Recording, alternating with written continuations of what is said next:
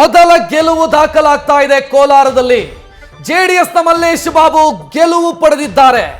ಗೆಲುವಾಗಿದೆ ಮಲ್ಲೇಶ್ ಬಾಬು ಅವರಿಗೆ, ಗೆದ್ದಿದ್ದಾರೆ ಎನ್ನುವಂತ ಡೀಟೇಲ್ ಈಗ ಸಿಗ್ತಾ ಇದೆ. ಆ ಮೂಲಕ ಕರ್ನಾಟಕದಲ್ಲಿ ಮೊದಲ ಗೆಲುವು ದಾಖಲಾಗಿದ್ದು ಜಾತ್ಯತೀತ ಜನತಾದಳದ ಮುಖಾಂತರ. ಬಿಜೆಪಿ ಮತ್ತು ಜಾತ್ಯತೀತ ಜನತಾದಳದ ಅಭ್ಯರ್ಥಿ ಮಲ್ಲೇಶ್ ಬಾಬು ಗೆಲ್ಲೋ ಮೂಲಕ ಕೆವಿ ಗೌತಮ್ ಹೀನಾಯ ಸೋಲು ಅನುಭವಿಸಿದ್ದಾರೆ.